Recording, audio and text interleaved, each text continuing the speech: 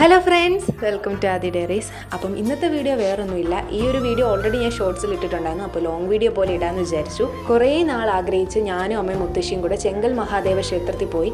അപ്പം എനിക്ക് അന്ന് ട്രിവാൻഡ്രത്ത് പോകേണ്ടുണ്ടായിരുന്നു. അതുകൊണ്ട് തന്നെ അമ്മയും മുത്തശ്ശി ഓട്ടോയ്ക്കും ഞാൻ എൻ്റെ വണ്ടിക്കുമായിരുന്നു പോയിരുന്നത്. അങ്ങനെ എല്ലായിടവും തൊഴുതു, ചുറ്റി തൊഴുതു. ഏറ്റവും ടോളസ്റ്റ് ആയിട്ടുള്ള ശിവലിംഗം ഉള്ള ഒരു അമ്പലമാണ് ഈ ചെങ്കൽ മഹാദേവ ക്ഷേത്രം. 200 രൂപ ടിക്കറ്റ് എടുത്തു കഴിഞ്ഞാൽ ശിവലിംഗത്തിൻ്റെ ഉള്ളിൽ നമുക്ക് കയറാൻ വേണ്ടിയിട്ട് പറ്റും. ഒരു പ്രാവശ്യം അമ്പലത്തിൽ പോയിട്ടുണ്ടെങ്കിലും ശിവലിംഗത്തിൻ്റെ ഉള്ളിൽ കയറാൻ വേണ്ടിയിട്ട് എനിക്ക് പറ്റിയില്ല. പക്ഷേ ഈ പ്രാവശ്യം പോയപ്പം എല്ലായിടവും കാണാൻ പറ്റി, എല്ലായിടവും തൊഴാൻ പറ്റി. അവിടെ ശരിക്കും മലയാളികളെക്കാളും കൂടുതൽ പുറത്തു നിന്നുള്ള ആൾക്കാരാണ് അവിടെ വന്ന് കാണുന്നത്. അതുപോലെ തന്നെ ഫോട്ടോ ഒക്കെ എടുക്കാനായിട്ട് നല്ല ഭംഗിയുള്ള സ്ഥലങ്ങളാണുള്ളത്.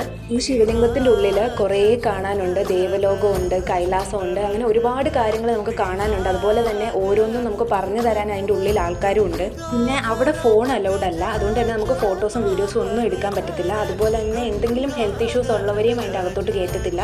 അതായത് ശ്വാസം മുട്ടൽ അങ്ങനത്തെ ഉള്ളവരെയും അതിൻ്റെ ഉള്ളിലേക്ക് കയറ്റത്തില്ല. ശരിക്കും പറഞ്ഞാൽ എല്ലാവരും ഒരു പ്രാവശ്യമെങ്കിലും എക്സ്പീരിയൻസ് ചെയ്യേണ്ട ഒരു കാഴ്ചയാണ് അതിൻ്റെ ഉള്ളിലുള്ളത്. ഞാനൊരു ശിവഭക്തി ആയതുകൊണ്ട് തന്നെ എല്ലാം കണ്ടിറങ്ങിയപ്പോൾ ഭയങ്കര ഹാപ്പിയായി. കാരണം ആദ്യമേ പോയപ്പം കയറാൻ പറ്റാത്തതിൻ്റെ ഒരു വിഷമം എനിക്ക് മനസ്സിലുണ്ടായിരുന്നു. പക്ഷെ അത് ഈ പ്രാവശ്യം അങ്ങ് മാറി.